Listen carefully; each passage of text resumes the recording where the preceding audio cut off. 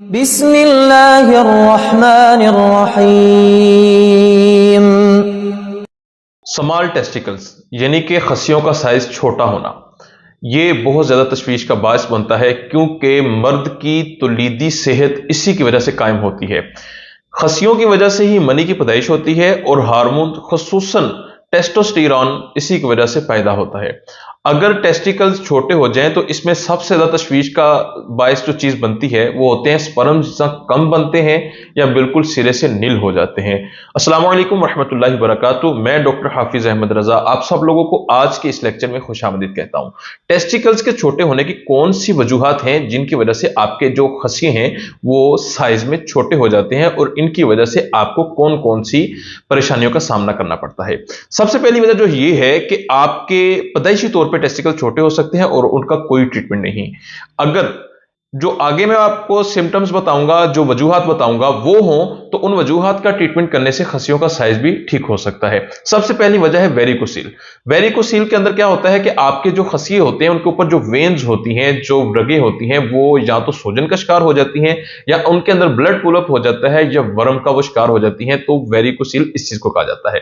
अच्छा, बहुत सारे लोग पूछते हैं कि वेरिकोसील को मेडिसिन से ट्रीट किया जा सकता है। 90 to 80% चांसेस होते हैं कि आप वेरिकोसील को मेडिसिन से ठीक कर सकते हैं, लेकिन ये एक मुकम्मल अलग टॉपिक है। इसका लेक्चर भी आपको बहुत जल्दी इसी चैनल पे मिल जाएगा।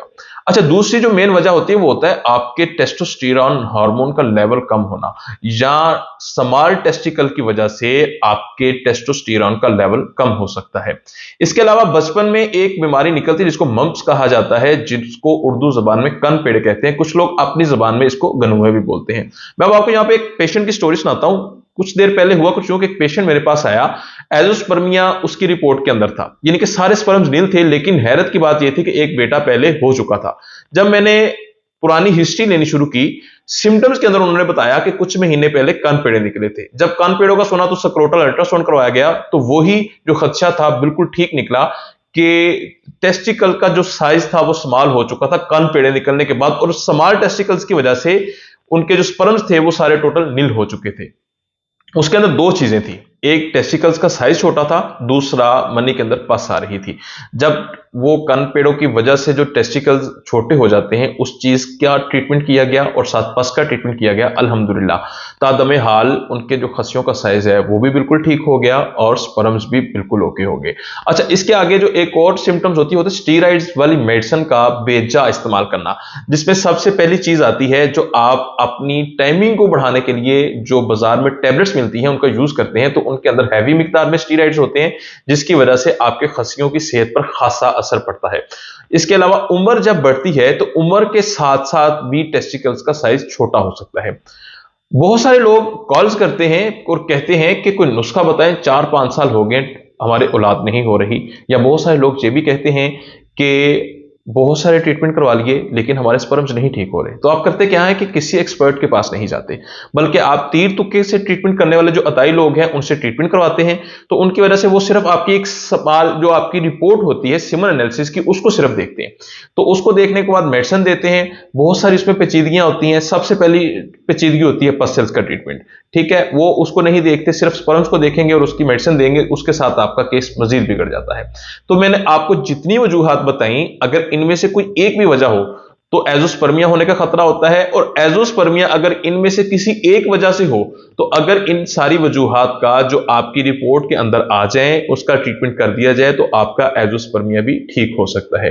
तो जो छोटे खस्सिए हैं इनकी वजह से जिन परेशानियों का सामना करना पड़ता है, सबसे पहली परेशानी है आपके स्पर्म्स कम बनना शुरू हो जाते हैं या स्पर्म्स सिरे से नील हो जाते हैं। दूसरा, आपकी मनी की पैदाइश कम हो सकती है। तीसरा, आपको जिनसी ख्वाहिश यानी कि लिबिडो, दिल का चाहना सेक्स के लिए, ठीक है, वो कम हो सकता है। और इसके अलावा जो सबसे बड़ी मेन वजह है, आपको थकावट रहती है, जिनसी कमजोरी हो जाती है और हार्मोन्स जो हैं इसकी खराबियां हो जाती हैं। और हार्मोन्स की खराबियों की वजह से आपके बाल कम होना शुरू हो जाते हैं, आवाज में पतलापन आ जाता है।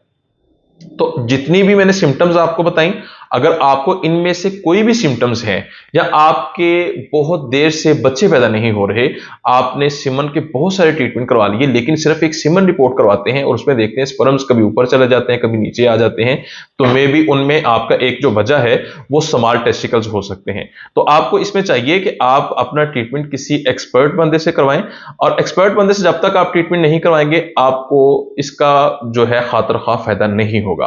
तो अगर आप मुझसे ट्रीटमेंट करवाना चाहें क्लिनिक पे तशरीफ ला सकते हैं या कॉल मैसेज पे मेरे साथ रब्ता कर सकते हैं। स्क्रीन पे मेरा नंबर आ रहा है। इसी के साथ मुझे इजाजत दीजिए, बहुत जल्द किसी अच्छे लेक्चर के साथ मुलाकात होगी।